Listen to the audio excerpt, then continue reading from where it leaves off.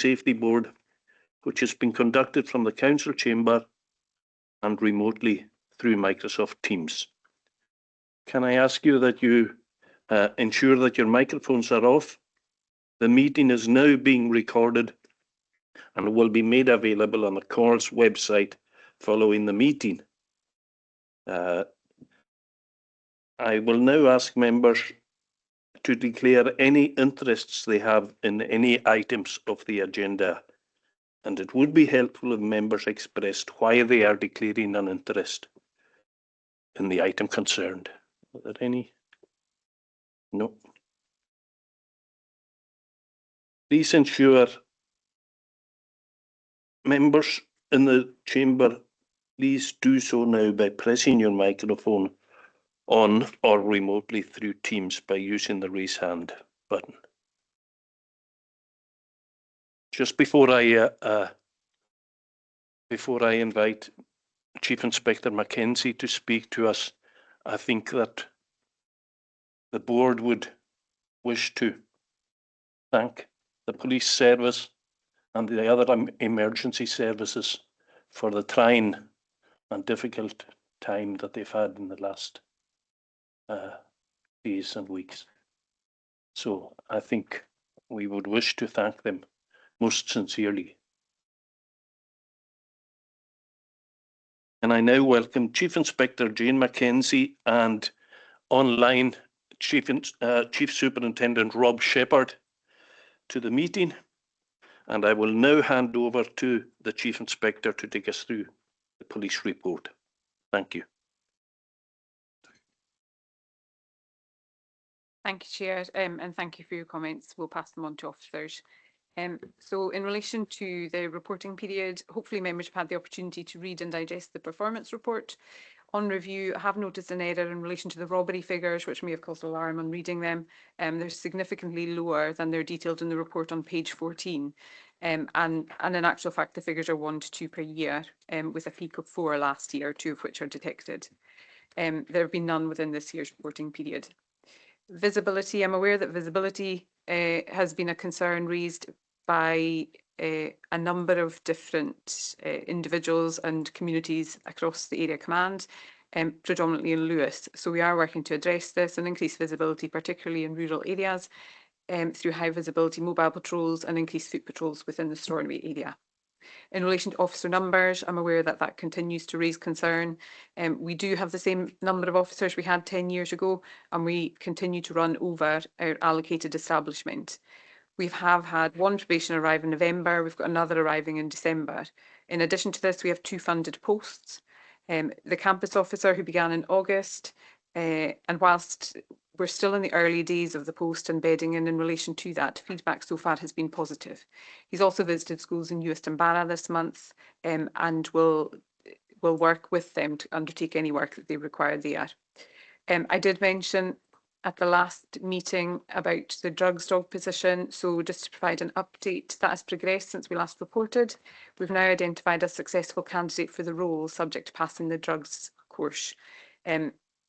We've also managed to obtain funding for a fully trained drugs dog, which should hopefully make that a smoother process. And he is picking up that dog in 2 weeks' time. And this is a 2-year funded post. In relation to antisocial behaviour, I'm aware that that remains a community concern. I did attend Stornoway Community Council on 31st of October, which is out with the reporting period, but given it still raises concern, it's worthy of mention at this meeting. So we are still working with the community in relation to that to try and provide some reassurance and reinstate public confidence. Statistics of note within the report are probably drink and drug driving. I've spoken about this previously in this forum. 5-year average is 12, but last year we had 15, and this year we're sitting at 19 within the same reporting period. We will continue to actively target this area of offending, and we are still progressing the drug wipes training for island officers. That has started being rolled out in Shetland, and we're hoping this will be with us in the near future. In relation to theft by shoplifting, the offences are significantly higher than the 5-year average, but that's a picture reflected nationally and may be related to the cost of living crisis. However, there are anomalies in reporting in that one retail outlet reports every incident, whereas others report none at all, even though the suspicion is that they are happening within these outlets. And just to follow on from my previous plea in relation to intelligence, we are actively trying to deal with drugs issues within our community, and I would make another plea to members to encourage their constituents to submit intelligence in relation to that, to allow us to proactively target the problem. That's it for me in relation to the report, but I'm happy to take any questions. I have one question. I'm aware that there's been an awful increase, a huge increase in staffing through the last couple. Is that going to affect your budget? No. Sorry. Okay. The resources in relation to the operations over the last couple of weeks, we've been significantly supported by other divisions.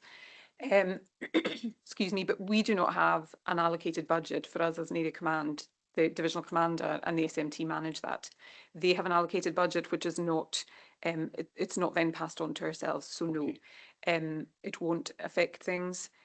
But like I say, we've been significantly supported by other divisions. So the search officers are predominantly operational support division. Helicopter sits in amongst them, as to the dive team. Okay. And for ourselves, you know, it has been obviously local resources have supplemented that inquiry. But no, it won't affect us going forward. Okay. That's good. That's refreshing to know, actually. Do members have any questions? Norrie? Yeah. Thanks, Chair.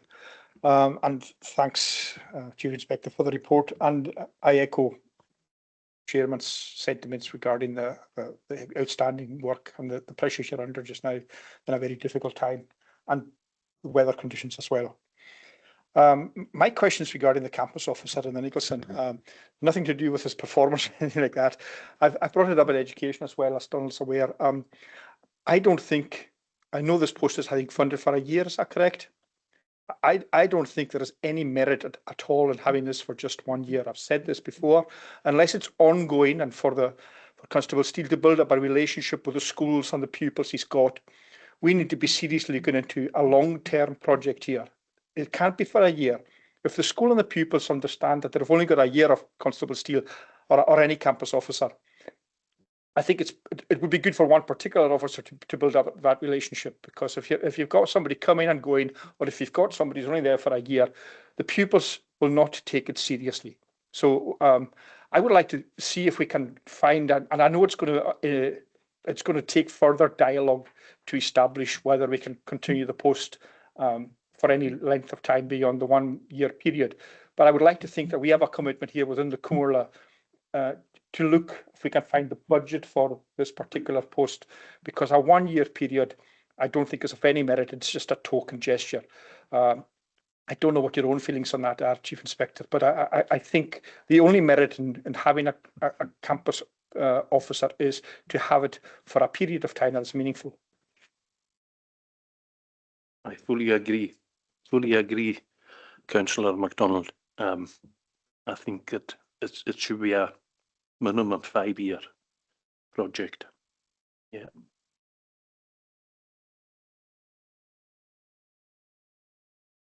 You want to comment, yes, please? Thank you.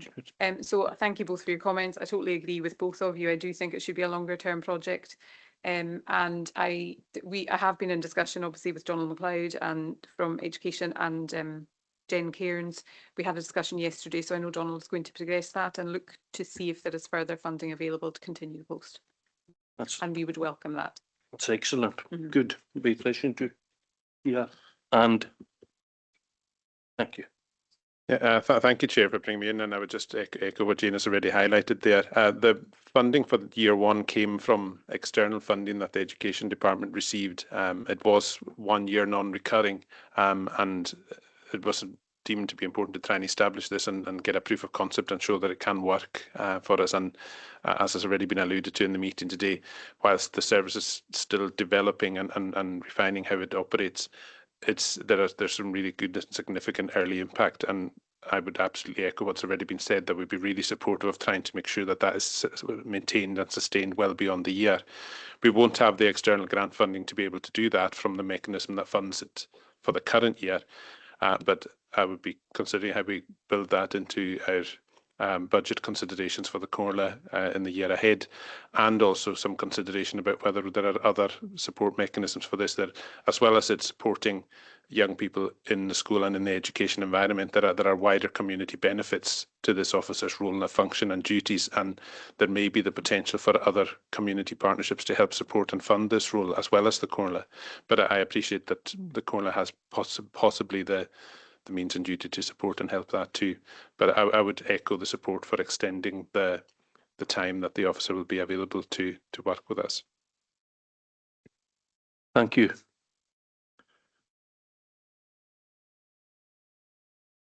Mr. Morrison. Thank you, Chair, and I'd like to thank the Chief Inspector for the report. Just a couple of points. One is to do with, I'd like to thank them for the speed detection that they got at Eilean, where somebody was caught doing 120 odd mile an hour on a motorbike. This is an area that I've been highlighting for quite a number of years. It's been an area of concern for the public, and I'm glad that at least one of them has been caught recently. I would just ask, is it possible to maybe have more police? I know at this precise time it's not possible, but when resources permit, could we possibly move police detection through into Eilean as well? There's been quite a bit of concern about speeding through the 40 mile an hour in Eilean, particularly on a Friday afternoon when a lot of workmen are coming back from their work. A lot of work vans are speeding through the village. That's been brought to my attention recently. And my second point is to do drug related. I'm aware we have a drug related issue, and I'm going to be careful what I say here because it relates to HHP housing as well, where people are put into housing in a village in a scheme, and they're attracting their own clientele, causing issues in the area. Do the police liaise with HHP where there is a perpetrator that's been caught with drugs? And is there anything that can be done to possibly remove them from the scheme that they're in? Because I really feel for the neighbourhood that I'm not going to say what it is. I can say it with this meeting to the Chief Inspector, but I'm not going to say where the area is just now. But there is serious concern in that area. They're even walking along the roads now and stopping traffic. They're not even moving in front of the traffic in the area. And it is concerning the neighbourhood. And particularly after what happened last weekend where a knife was involved, it's been brought back to my attention because one of these perpetrators was in that scheme.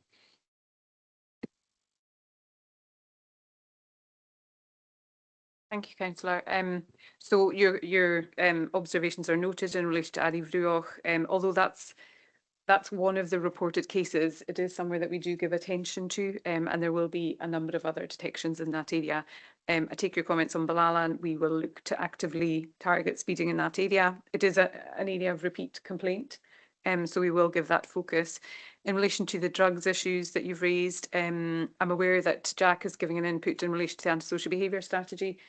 We are actively working with partners in relation to that. So, for example, if we're even to get a noisy music complaint and we attend, we will notify HHP. So yes, if there are other issues, we will raise that with them.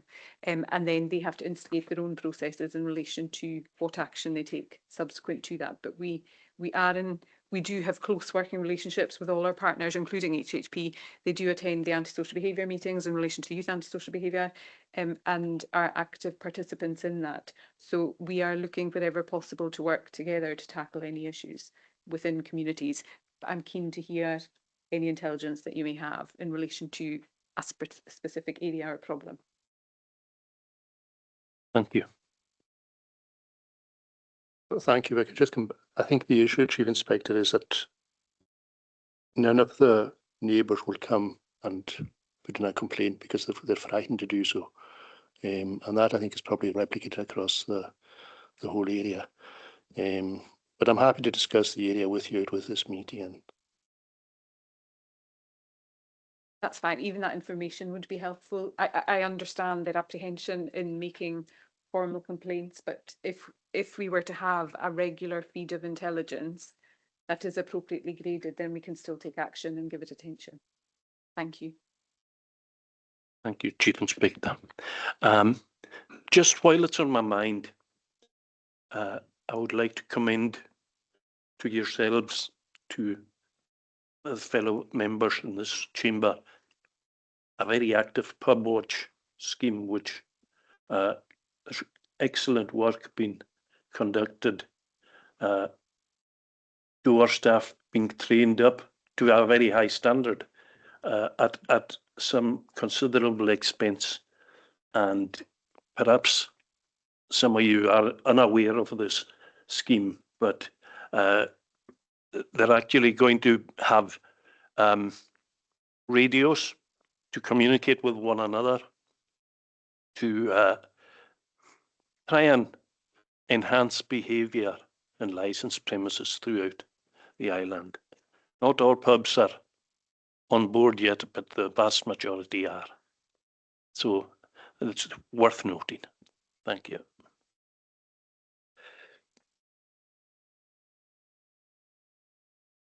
All right. Ranald first and then Norrie, please. Thank you, and can I thank the Chief Inspector for this report. Staying this theme of drugs on page 12, I note that supply offences is relatively low, comparable to the 5-year average. I'm presuming that intelligence channels and a focus on routes of entry is having an impact in relation to those figures. I wonder if the Chief Inspector could elaborate further on that.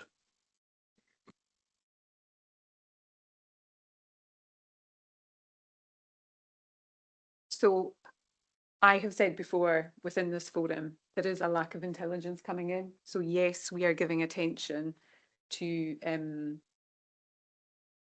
points of entry. However, there is still a lack of community intelligence feeding in relation to the drugs issues within our community. And that's why I continue to make that plea. The information is not coming in to tell us who is doing it. And we need that. So out with the reporting period, and following on from the public engagement events that we did run earlier this year, there was a feed in after that. That seemed to encourage it, which then resulted in action and positive action. So it does work, but we need the communities to be telling us what's going on their own doorsteps so that we can take that action. Thank you. So, potentially that lines figures aren't reflecting what's actually happening on the ground. Yes. Yes. Councillor MacDonald. Yeah, thanks again, Chair. I'd like to reiterate your own comments on the pub watch scheme and fantastic work that's getting done there and the good relationship we have. I'm chairman of the licensing board and you're very active as well at most of the meetings, which is great. It's great to see Comhairle involvement across anything to do with licensing, particularly with the festive season coming up, and particularly I think with the influx we're going to have very shortly of folk coming onto the island, and we've discussed these issues previously.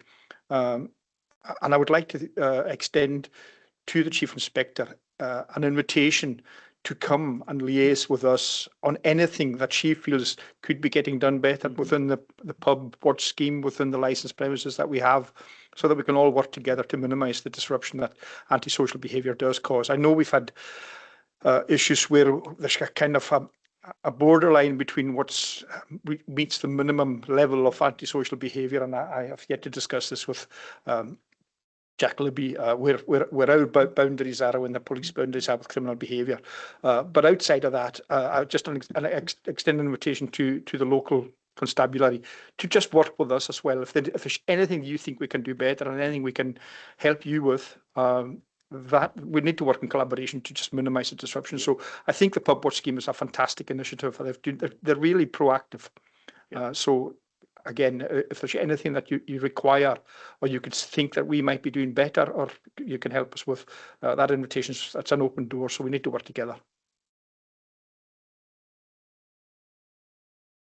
Thank you. So I will look to attend the next pub watch meeting. One issue, excuse me, one issue for us is that we get notifications of the bans, but we can't access the system. So it's probably to do with firewalls, but we don't actually know who is banned from premises, because we can't access that information. But I will attend. So just on reflection and feeding into, following on from some of the conversations we had, I do think there are ways that we could work together to increase that intelligence picture and then influence these behaviours. So I will look to attend the next meeting. Thank you. Thanks. Thank you. Can I now Kenny, I beg your pardon, Kenny. Okay, thanks very much. Thank you very much for the report, Chief Inspector. It's not an easy job, and I just want to come back to the intel thing, and just wonder, is there any hope of getting more officers in the communities? Having been a coastal intel officer for 5 years here with customs in the days when people did put people into the community and listen to them, there was a lot more intel gathered and even relationships built up, and I think that's one of the biggest losses we have with the staffing constraints you're under. I know priorities had to be done. We had the same in Customs and Border Force, so I know what the problems are there, but I think pressure has to be put to get more officers out there in the community, talking to people, building those relationships up again, so that we do get that that trust and also that exchange of knowledge. And if an officer's there regularly, then he's just there. You haven't just been, well, you told him something, but it's just, I was just chatting to him. And that's the sort of thing, and that's the way that people in our communities will probably respond better if we get more officers out there talking to them. Thank you, and that is part of the plan around increasing that visibility. So it's not just increasing visibility, it's about increasing engagement, because we've all had the comments and observations that officers drive through areas but don't stop and speak to people. We don't always make it to community councils, but we're trying to develop, well, we have given a mechanism whereby they have a point of contact for each community council. So we are trying to do that, but I totally take on board the comments, and obviously you've got an officer in Harris who works there wherever possible and is taken up to Stornoway if there are other duties for them to do here. But we're not going to get any more than we have. I'm sure the Chief Superintendent will confirm that because we're over our allocation. But we're looking at how we can use what we have better to increase that visibility and restore public confidence. Councillor MacDonald. Yes, sorry, Chair, to come flying back in here again. Just one question. I know the CCTV system that Stornoway has is of massive benefit. It costs a lot of money to install. It's probably costing a fair bit to run. I just wonder, could the Chief Inspector answer questions just for my own curiosity? Does the budget for operating it come out of your own budget? Does the money come out of your own budget, and is it still fully operational working in its entirety? So no, it doesn't come out of our budget. There was a partnership fund set up a number of years ago, and actually the responsibility sits with the local authority. It's actually Michael Stewart that has it. But to give reassurance, cameras have been updated and they're of a much higher standard than they were previously. Thank you.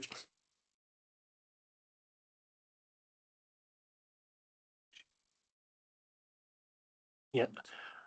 I wonder, would Chief Superintendent Shepherd care to comment, please? Thank you, Chair. First of all, can you hear me? Yes. Lovely. Thank you for that opportunity. I've got a few things I've noted down as people have spoken. If you don't mind, should I just go down my list? And then people can ask me questions. So first of all, I want to commend Jane and her team for the work over the last couple of weeks in regard to the two missing people and coordinating that. But even more so, I wanted to commend and thank the communities of the islands who have been phenomenal and led and supported by many of you in that chamber, and also our blue light services on the islands for their support in these two big searches that we've had over the last 2 weeks. I know that there were over 200 volunteers out searching at one point. The Coast Guard and the Fire Service have both been fantastic in their support of policing. The NHS, a huge wide range of volunteers and professionals, and I just wanted to, I thought that was worth noting by myself, so I'll pause there briefly. The next thing I was just, visibility has been a key issue. I know it's been an issue I've discussed with Chief Inspector Mackenzie, and I know it's been an issue that's been a concern to many. This isn't directed at my officers there. It's directed at my officers across Highlands and Islands, but we have definitely moved our stance on how we deploy officers, and to a default of being out of the station, not in the station. So Police Scotland over the last couple of years has spent a significant amount of money on technology that allows our officers to be mobile and to do their crime reporting and take their statements out on the street, not necessarily in the police station. So it's been my direction that officers will be out, not in, wherever possible. There are reasons why they need to be at the station, obviously. And then within that also, and I know that that the Chief Inspector has been directing this, that during daytime hours, not night shifts, but during the days and the evenings, that all officers spend time on foot patrol in urban areas so that they can be seen and they can engage rather than being in cars, as the Chief Inspector's pointed out. So that is a direction for the whole of Highlands and Islands, but hopefully will benefit in that community engagement, and then leading on to that community intelligence side of things. And next on my list, just to mention, was I'm going to be, I know some of you I have appointments with already, but I'm coming over on the 11th and 12th of December. I wanted to thank various people, talk to my officers who've been involved in the searches the last few days. So I will see some of you when I'm there for 2 days on the 11th of December. Just touching on the community intelligence, it is a worry to me, and I know it's a worry to Chief Inspector Mackenzie about community intelligence. Inverness has a really significant drugs problem, far outweighing any concern you should have there. But but also we get a huge amount of community intelligence, and that allows us to really combat the problem. And we're executing warrants and arresting people on a daily basis because of nothing but the information we're getting from the community. And so I'd like to work with you all and with the Chief Inspector to increase to work out why we don't get as much, and to sort of move forward with that. Reassurance on the budget. I know someone voiced a concern. Obviously, there's been a huge amount of policing resource there for the last 2 weeks. I hold the Highlands and Islands budget centrally, and so that will have and that has been burnt over the last couple of weeks. But you can be reassured that won't have any impact on the policing for the Western Isles, because that is all central or Highlands and Islands based budget. I think at last count, the spend for services for these 2 searches is probably approaching about £150,000 over the 2 weeks from a policing perspective alone. So, but that's the model that Police Scotland have undertaken. The policing you have will deal with the day-to-day business, and where there is a need, we will support it regionally and nationally, be that with specialist services or with just sheer numbers for the purpose of search. And that is the most effective way, and this has been proved in this case especially to have been effective. And then just finally, just 2 small things about the future, or 3 small things. One, there is no plan. You should have no concerns about police officer numbers there. There is no plan. There is no intent to meddle or fiddle with those in any way. 2 positives. The first is that body-worn video is due to be delivered across the whole of Highlands and Islands during June next year, which will have really positive impacts for community and officers alike.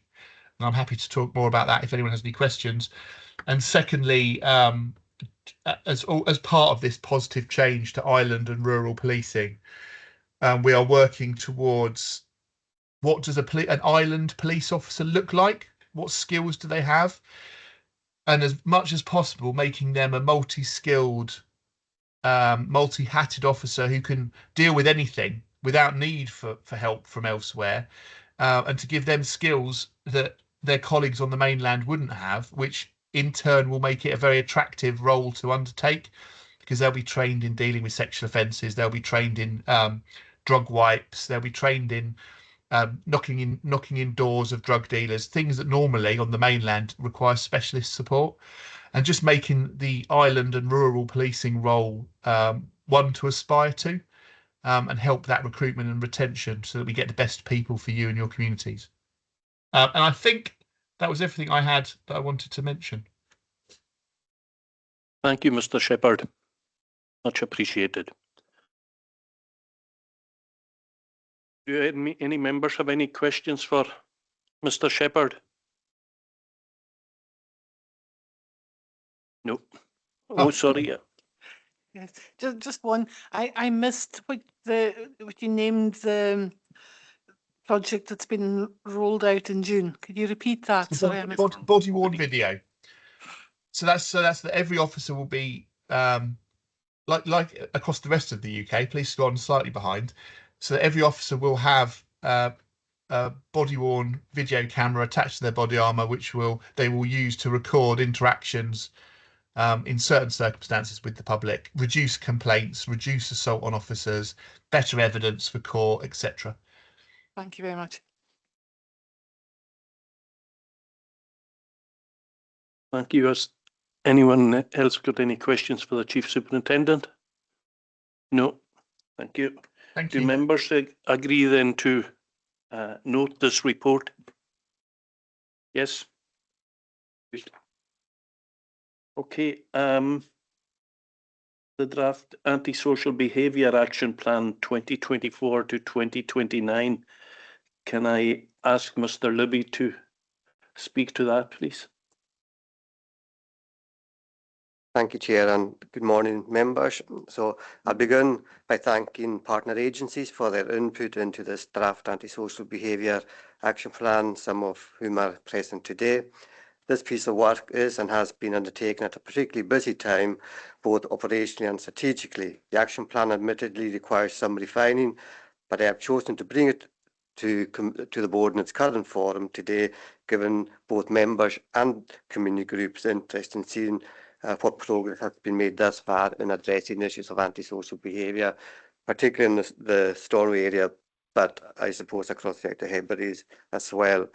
The report is broken down into 9 sections, background and context, what is antisocial behaviour, root causes of antisocial behaviour, the legislative framework, the strategic framework, the proposed approach to antisocial behaviour, strategic themes, equalities, and critically how we monitor and evaluate the success or otherwise of the action plan going forward. Antisocial behaviour is a complex, multifaceted issue which requires a strong partnership approach to prevention, intervention and enforcement where necessary. The Antisocial Behaviour Action Plan, as presented today, aims to contribute to the community planning vision of improving the quality of life for all in the Outer Hebrides by ensuring equal access to opportunities and services to meet people's needs. Building on this approach, the Antisocial Behaviour Strategy aims to ensure that the impact of disorder, domestic noise, litter and illegal disposal of waste is reduced across the area. Responsible behaviour in relation to fire safety and the use of alcohol and drugs is promoted and improved across the area, and residents are aware of the services and support available to address antisocial behaviour, and hopefully that will instil some confidence in the community in terms of what it is that we are doing. The theme of the report and the action plan is very much around prevention, intervention, enforcement and rehabilitation, as can be found in section 5 of the report.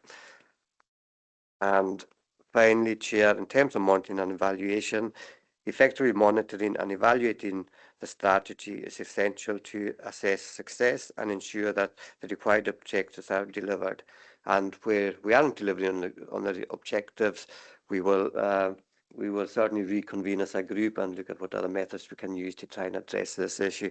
So I'm happy to get any questions, Chair, in terms of the specific action plan. I should also say and remind members that it is in draft form. Whilst we have collaborated up to this point, it has been with statutory agencies. We need to extend that now into the third sector and other non-statutory partners and through community groups. Thank you, Chair. Happy to take any questions. Thank you for that, Mr. Libby. Do any members have any questions? Answers? Thank you very much, Chair, and thank you very much, Jack. for that draft report. Not so much questions, more observations.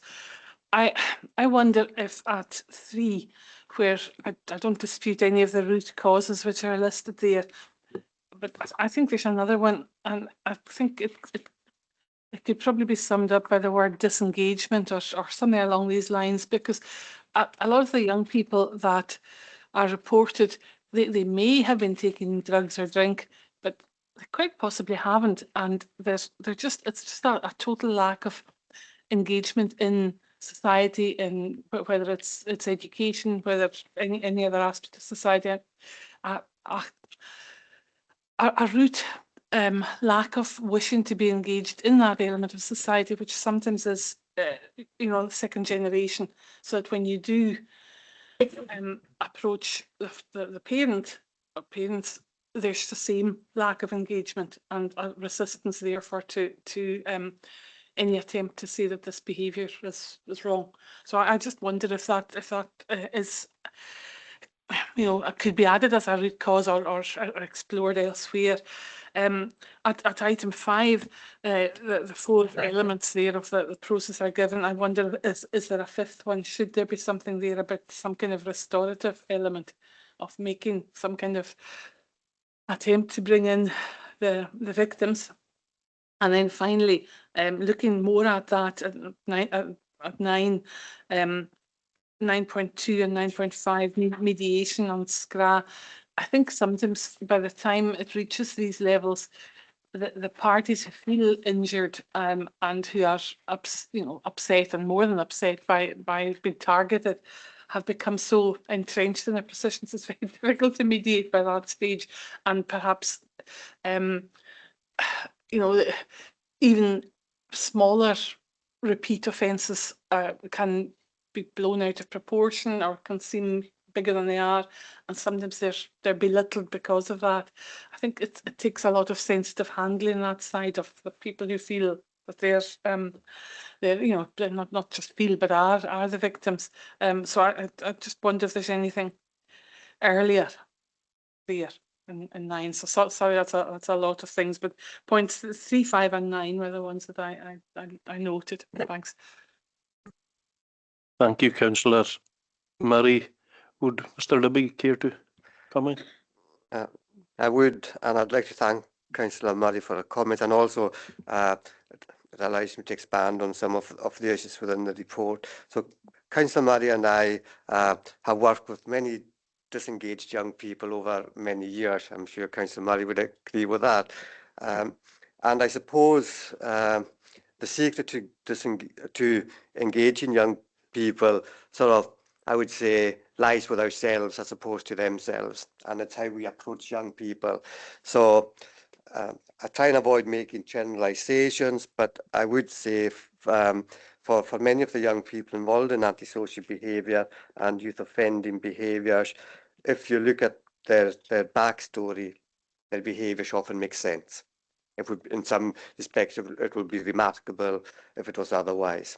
So we do need to take a trauma-informed approach to how we work with young people disengaged or otherwise, and by that I mean whether you're a social worker, a teacher, a police officer, whatever your job title, you have to approach how you engage with these young people in a trauma-informed manner, but also in a relationship-based manner, because, and we talked about the community campus officer earlier on, and meaningful relationships take time. It's unreasonable. Would we expect to form meaningful relationships over a short period of time, particularly knowing that is going to be drawn to a conclusion in the not too distant future? No, you wouldn't invest your time in that. You need to have confidence that these relationships are going to endure. And you need also to make sense of the world around you. And again, Councillor Murray, you and I would have both seen some very complex child plans over the years, where we introduce many people to children's lives, and that can create confusion for a young person. And I suppose my own mantra, and has been for some time, is fewer people do more as opposed to many people to being in and out of children's lives. And that's the secret to getting meaningful engagement. So I do think we need to revisit that, and in terms of a graphic approach, and people often get engaged with the best of intentions, but it does create a complex landscape for our disengaged young people. In terms of restorative interventions, Action for Children have recently trained up a member of staff in terms of working with young people and victims, taking a restorative approach to that. And my own intention, if resources allow, is to train up one of my own members of staff in a similar type of restorative justice approach. I think it's really important, and again, from my own experience, many years working operationally, most young people will engage with you. Most young people will engage with the victims if it's approached in the right manner. In a compassionate, sympathetic, empathetic manner. But the reality is, when staff are busy and something has to give, it's often the ongoing pieces of work as opposed to the crisis intervention. Staff are often drawn, and rightly so, towards that crisis that's presented on that given day. They may have the best intentions of following up on the long-term piece of work after that, but that's a challenge, and that's often sadly what has to give. In terms of the post within children's services, we do have a dedicated youth justice post, and the intention would have been for that practitioner to herself become involved in restorative approaches, but sadly the money, it's ring-fence money, and that expires next month. I'm busy trying to be creative with budgets to try and create, that's a full-time post, and come up with something. Best case scenario at the moment, I may be able to come up with a part-time post to replace that full-time post. And I think that's a reality we have to accept within this action plan. Back in the day, we used to have an antisocial behaviour officer, we had community wardens, and we had a youth justice practitioner. We are now at a point where we have no antisocial behaviour coordinator. We no longer have the community wardens, and the likelihood is we'll be going from a full-time youth justice practitioner to a part-time youth justice practitioner. So I say that to highlight some of the challenges that there will be in terms of the delivery of the action plan. In terms of mediation, again, a bit like restorative justice, the key and the secret to mediation being successful is the prompt response. What you want to do is both respond to the perpetrator of the antisocial behaviour or the offend behaviour in good time, and you want to respond to the victim also in good time, because if there's a lag, if there's a delay in a response, that is when, as we're experiencing to a certain extent at the moment, a lack of community confidence in what services are doing to address the issue. So, and that is why, for example, and Chief Inspector Mackenzie chairs this group, we do have a youth justice subgroup of the Child Protection Committee, which has a dual purpose, and that is to develop a strategy around youth offending, but also which has an operational element where we look at incidents of antisocial behaviour at an early stage and come up with strategies to try and do something immediately to address the situation and try and prevent some of these young people becoming tomorrow's persistent youth offenders, and indeed the next day's adult offenders. Thank you. Thanks for that, Jack.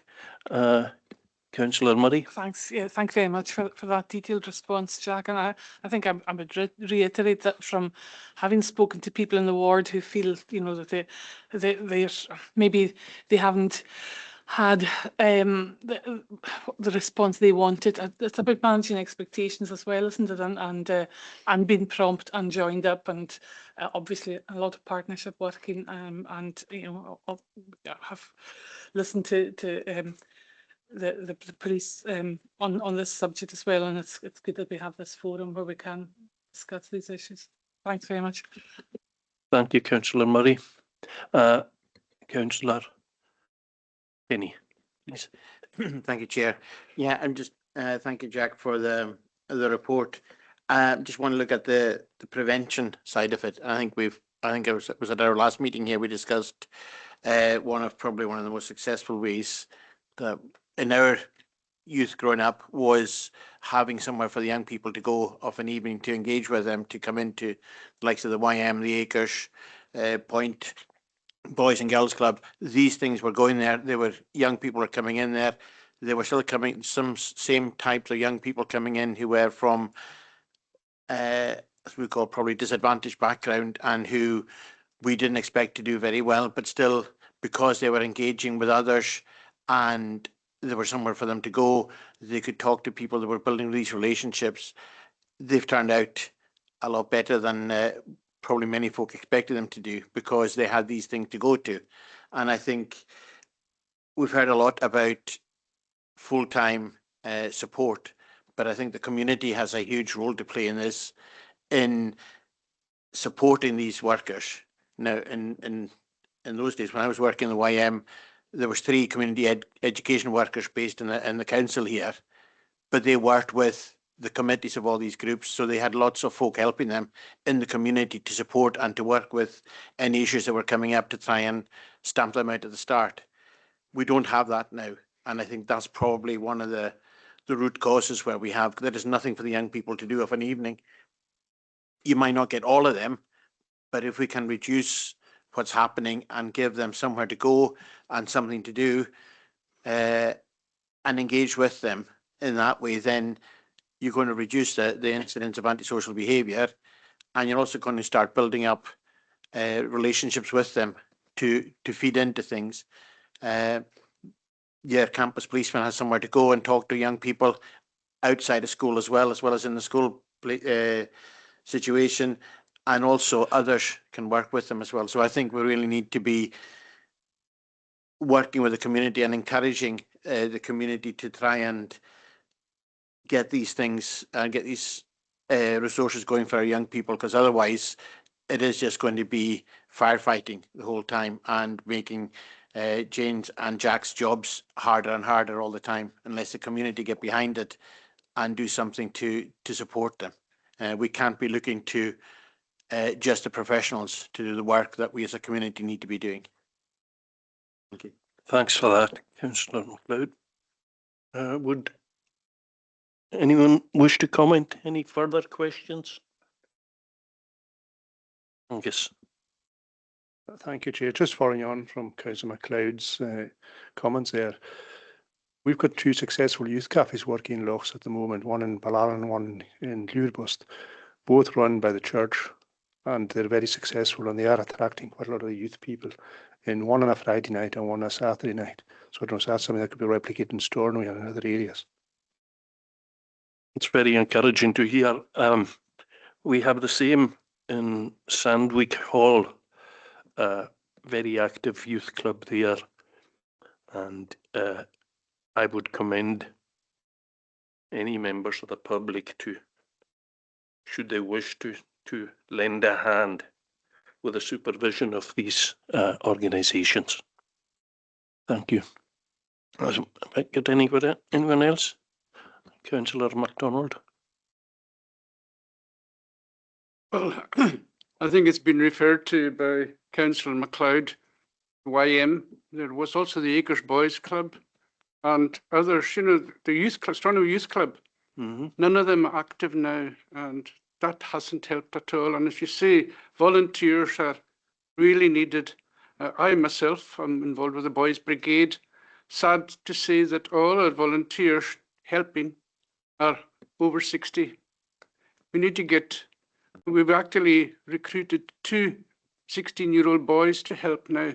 And that you've got to build for the future. You just can't age gracefully or disgracefully in my. But yeah, the community, as you say, need to go out and help and restart these things. I mean, you still have the Bridge Centre, but it's not really active at all. No.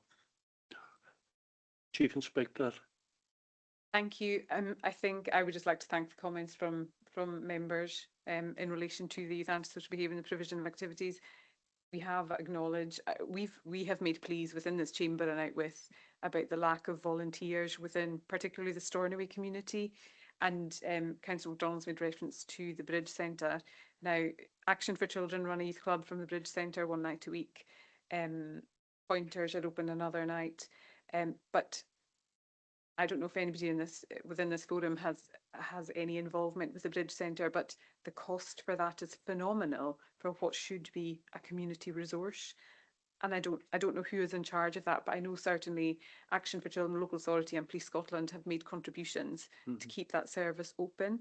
But if it's a community resource, it should be available to the community and for people to run youth activities from that location.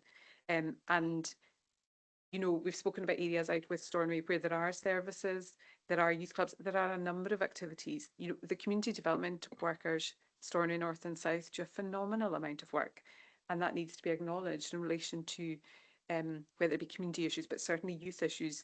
They run a group out of the Sea Angling Club on a Monday afternoon, which is provided by the Sea Angling, who again have been phenomenal in the response to the search operations over the last week, but also in providing that community service to the young people, and that needs acknowledged. But ultimately, we need our community to step up. It takes a community to raise a child. We all know it. We all say it. And that community that are up in arms in relation to youth antisocial behaviour need to step up and help raising the children that are part of their communities. Thank you. Mr. Mackenzie. Oh, beg your pardon, Mr. MacDonald. Yeah, thanks again, Chair. Yeah, I mean, I fully endorse what's been said. The fact that we need our communities to be more of a community, whilst systematically dealing with underfunding the pillars of these communities, you know, through national and local government cuts forced upon us, where we have to take drastic action. We have this wish lists in our head, which we can never reinstate because of the fact that we have budgetary constraints upon us, and it's horrific to see what's happening as a result of that. Nobody's fault. The police are under-resourced. Our Comhairle is under-resourced. So the agencies who depend on us for a little bit of funding, we're having to deal with giving them a salami slice every year when it comes to budget settings. We were lucky in Point. It's disappointing to hear that Stornoway don't have a good youth club or something going. We were lucky in Point. When I first became a councillor, there was a demand at Point for a youth club. And I spoke to Neil Ingram in the Comhairle. It's Neil.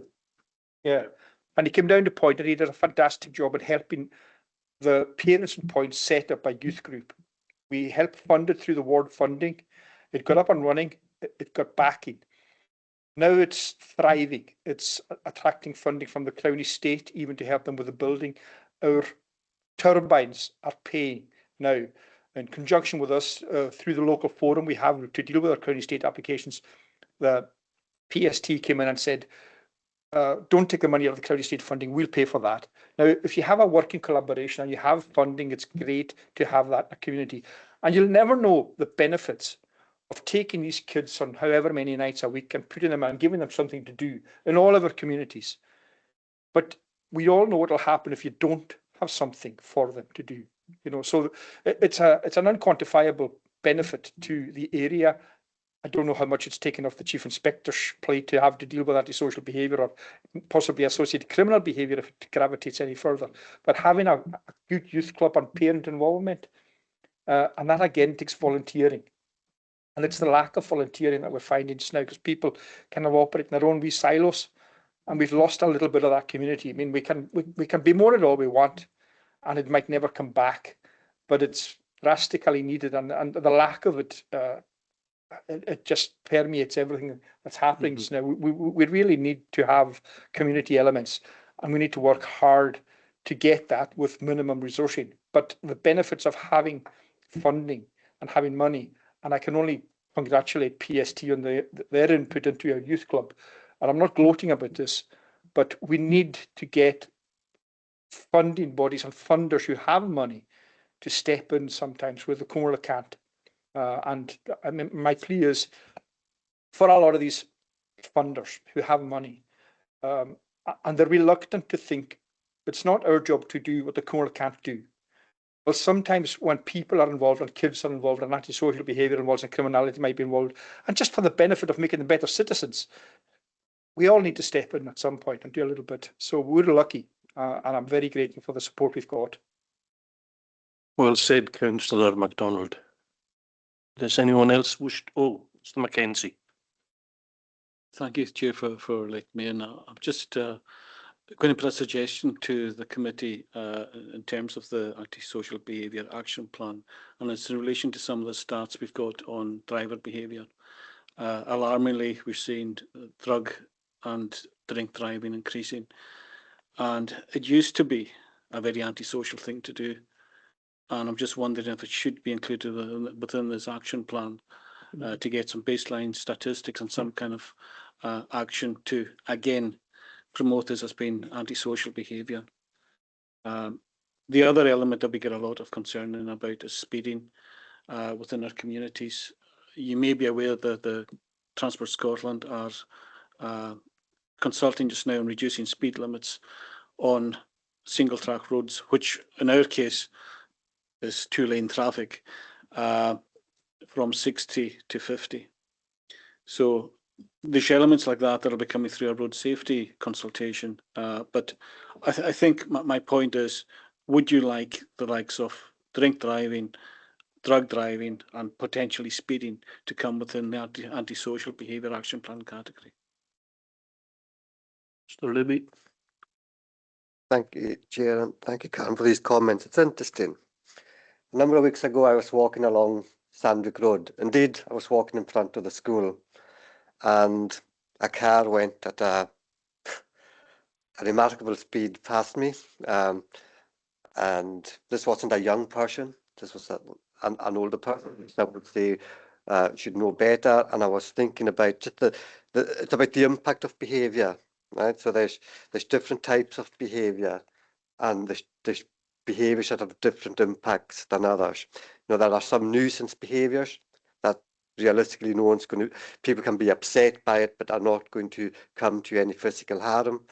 And then there's other behaviours that people can come to physical harm from, such as driving too fast going past a school. And it is, you know, and that, you know, that is both antisocial and it's criminal, actually.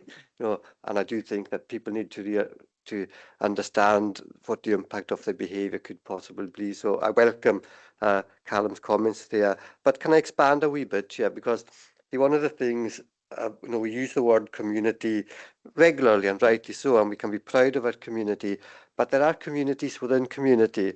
And I've got a theory, and I may be wrong, maybe mistaken, and it's contentious, but I'll say it anyway, because sometimes you have to break eggs to make an omelette, so to speak. But I think for some of our country communities, there's a real sense of identity and belonging, whether you're old or whether you're young. I am asking myself in Stornoway, if I'm a young person, do I have the same sense of identity and belonging than if I was a young person in Point or Lochs or Ness? Now, I would say I wouldn't, but I may be wrong, but that's what I would say. And I'm a Stornoway Cove. I was born and raised in the town. I believe I can speak with some authority about what it's like to grow up in town, and I've probably spent time on both sides of the track, actually. But the reality is, no matter what side of the track you were on, you had 2 youth clubs in the town that you knew was open 6 evenings a week and all day Saturday. You didn't have to sit down trying to figure out what night is it and is the youth club open. You knew where you knew you could go, irrespective of whatever night of the week it was. You know, most of our young people will get on well, irrespective of youth clubs, because of their family background, because they don't have the same trauma and adversity in life. Sadly, quite a number of our young people do not have the type of real adult role models that many of us have been blessed with. but those who have been blessed with these role models in our lives and have grown up into relatively functional adults, I'll go no further than that, I think have a duty to pass that on to the next generation. And in terms of, we have spoken about this repeatedly in the chamber, but the sad truth, Chair, is most of the public out there today aren't listening into this discussion, as hard as it is to believe that. They're going about other things. So we need to find other ways of getting this message out.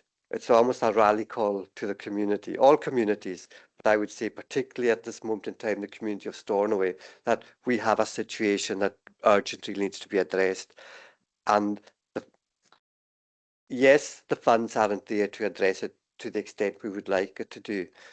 But there is another argument. You know, the state is here to do certain things.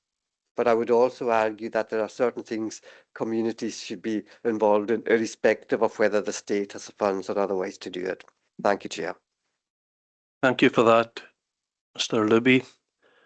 Would anyone else like to?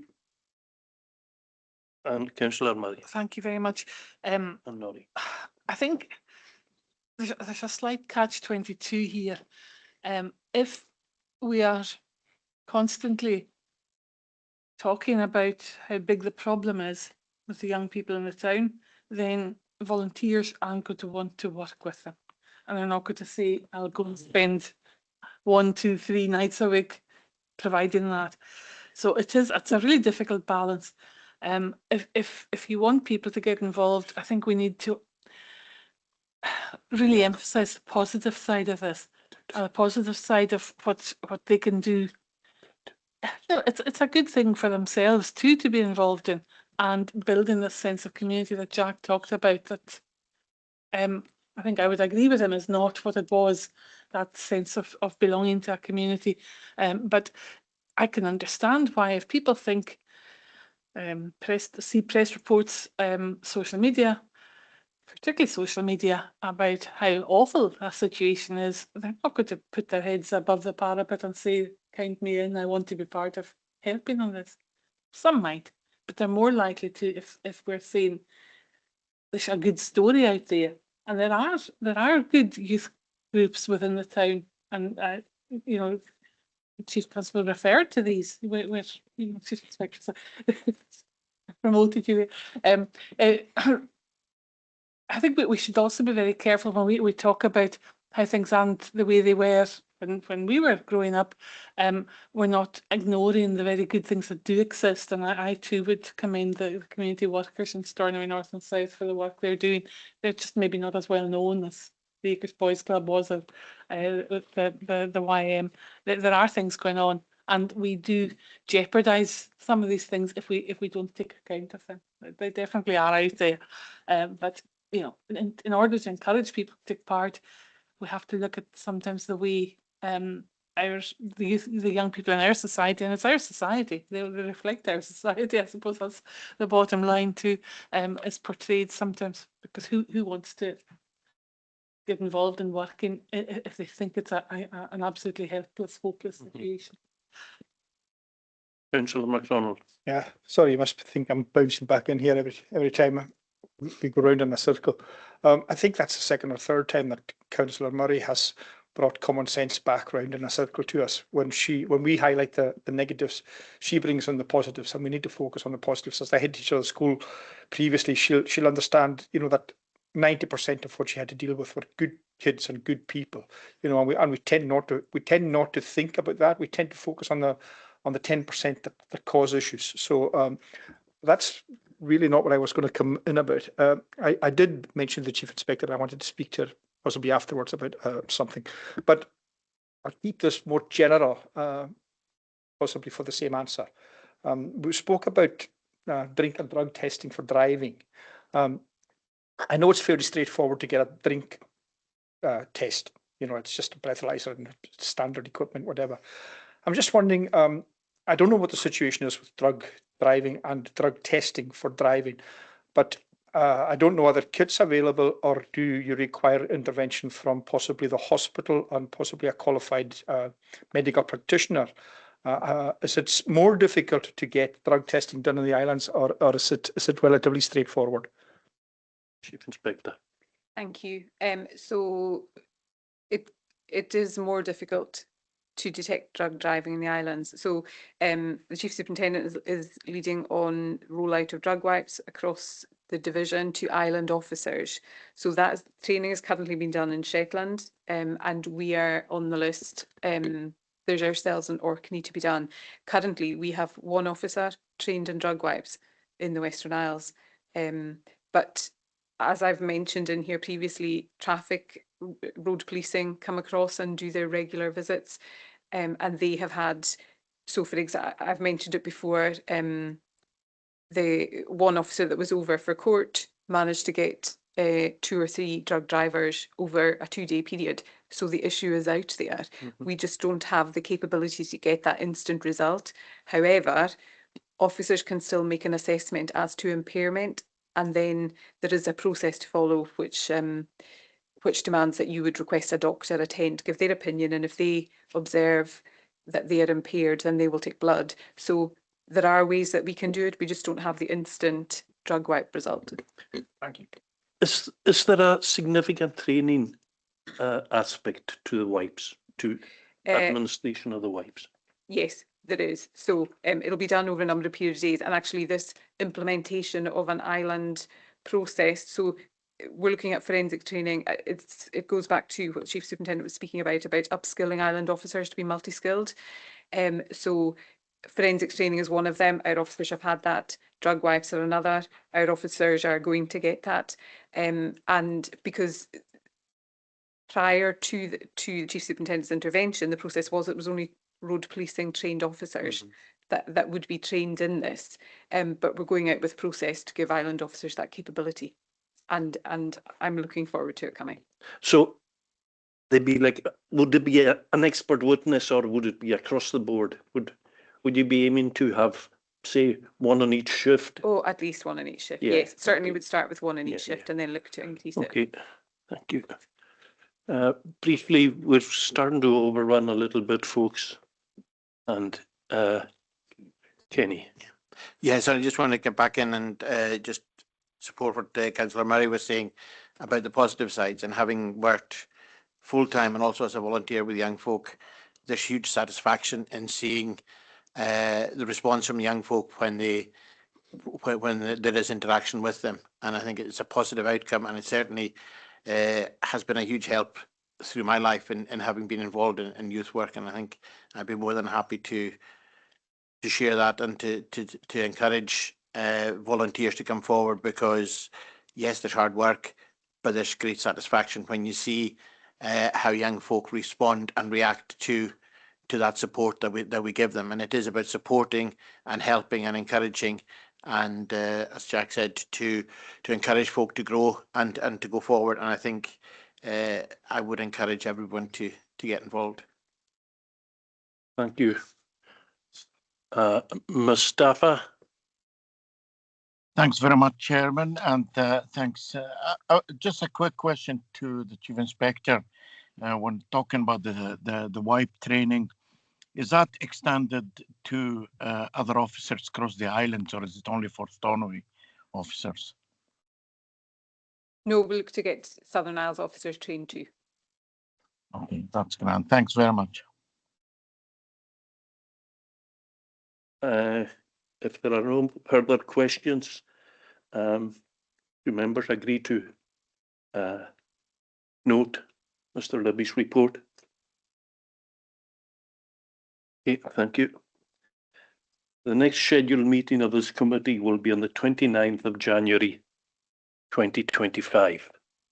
Thank you for your attendance, and may I wish you all the best for the forthcoming season. Thank you. Thank you.